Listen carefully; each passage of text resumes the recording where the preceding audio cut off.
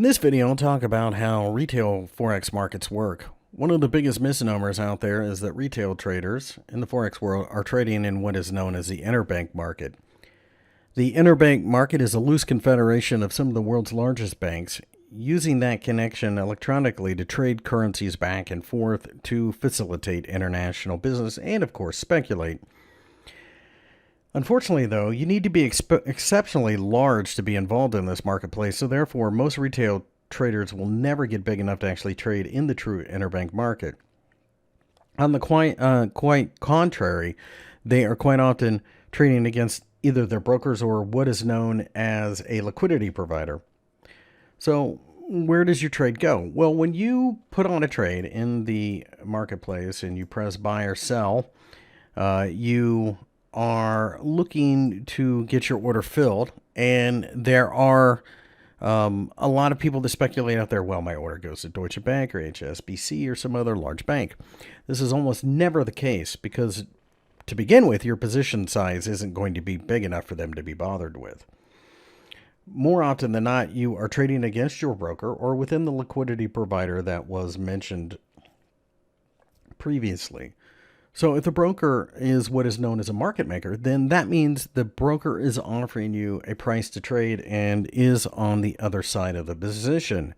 This means that you are entering a contract to either gain or lose the difference between entry and exit price. Say you bought up here and you got out here. Well, in that loss, your broker gains. On the other hand, had you sold there and got out, if you gain, then it's yours. It's pretty much that straightforward. It's a CFD. It's not the true currencies. It's not like you're taking delivery of the currencies. You're just betting on the directionality. Now, this is fraught with all kinds of potential conflicts of interest, obviously, but over the last several years, the industry has been cleaned up, and quite frankly, brokers make their money over time anyways. This is because retail traders are notorious for the 90-90-90 rule. This is 90% of retail traders will lose 90% of their account within 90 days.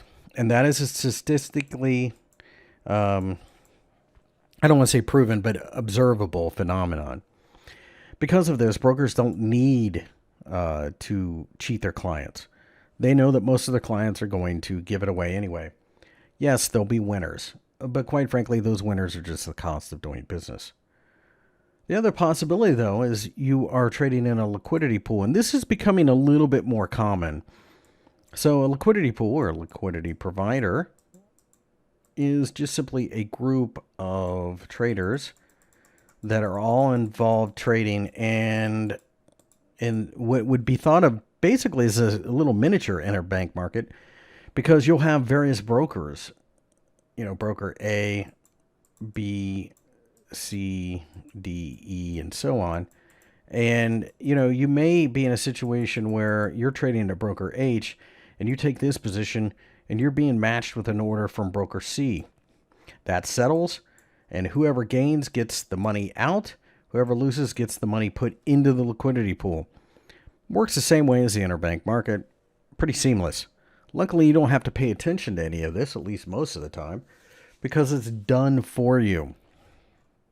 The one thing that you should do, though, is make sure that you trade with a heavily regulated broker in what would be considered to be a mature financial market. United States, Germany, Canada, Japan, places like that.